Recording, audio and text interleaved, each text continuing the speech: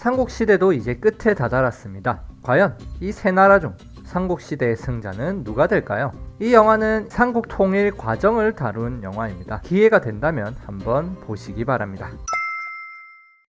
고구려와 당나라가 치고받고 싸우고 있는 동안 신라와 백제 역시 치고받고 싸우고 있었습니다.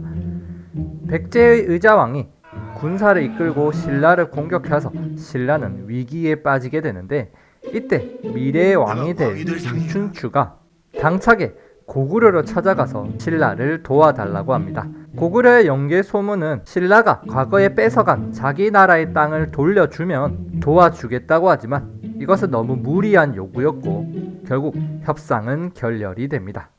그리고 고구려는 오히려 김춘추를 가두어 버리죠. 어째저째 고구려에서 탈출한 김춘추는 이번엔 고구려와 싸우고 있는 당나라로 넘어갑니다.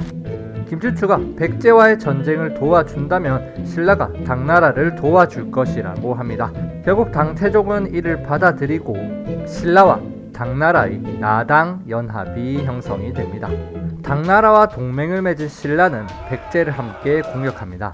이 전투에서 신라 장군 김유신과 백제 장군 괴백이 황산벌 전투에서 치열하게 맞붙는데, 괴백은 그 전날 가족까지 자신의 손으로 죽이고 올 정도로 각오를 보였으나 결국 김유신에게 패배했습니다.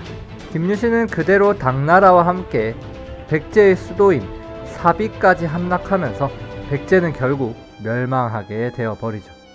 백제가 멸망을 했지만 자신의 나라를 다시 일으키기 위한 백제 부흥운동이 각지에서 일어나는데, 임종성에서는 흑치상지라는 사람이, 주류성에서는 복신과 도침이라는 사람이 백제 부흥운동을 일으키고, 백제의 친구였던 일본도 와서 백제 부흥운동을 도와주지만 백강 전투에서 나당연합에 의해 패배하면서 사실상 백제 부흥운동은 실패하게 되어버립니다. 이렇게 백제가 멸망했으니 이번에는 신라가 당나라를 도와줘야 했습니다.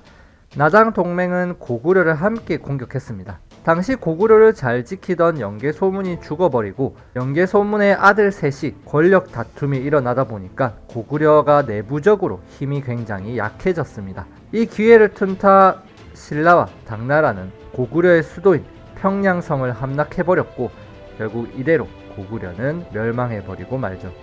고구려가 멸망하니까 고구려 역시 각지에서 고구려 부흥운동이 일어났고, 오골성에서는 고연무라는 사람이, 한성에는 건모잠이라는 사람이, 금마저에서는 안승이라는 사람이 고구려 부흥운동을 일으키는데, 이 와중에 안승이 결국 신라의 항복을 선언하면서 고구려 부흥운동도 실패해버리고 말죠. 결국 삼국시대의 승자는 바로 신라였던 것입니다. 백제와 고구려가 멸망하고 나니 당나라는 아예 신라까지 없애고 한반도를 손에 넣으려는 야심을 드러내기 시작합니다. 그래서 당나라는 고구려, 백제, 신라가 있던 곳에 자신들의 통치 기구를 세워버리는데, 고구려 수도였던 평양성에는 안동 도호부라는 통치 기구를, 백제의 수도의 웅진에는 웅진 도독부라는 통치 기구를, 신라의 금성에 계림 도독부라는 통치 기구를 세워버립니다. 자기 나라에 건물을 세워서 자기들이 그 지역을 다스리려고 한 것이, 당연히 신라는 이를 받아들일 리 없었고 결국 신라의 선제 공격으로 당나라와 전쟁이 시작됩니다. 당나라는 매우 큰 나라였기 때문에 이길 수 없을 것 같았지만 당시 당나라는 서쪽에 토번이라는 나라와도 전쟁을 벌이고 있었습니다. 그러다 보니까 이렇게 힘이 양쪽으로 나뉘어 있어서 힘이 조금 약해진 상태였죠. 반면 신라는 고구려 부흥군을 매수하여서 당나라를 함께 공격하여서 결국 매소성 전투와 기벌포 전투에서 승리하면서 삼국 통일을 완전하게 달성하게 됩니다. 삼국 통일 과정 순서를 보겠습니다. 김춘추의 동맹 협상이 고구려는 실패했으나 당나라와 나당연합이 형성되었고, 이로 인해 백제가 멸망하고 고구려도 멸망하죠.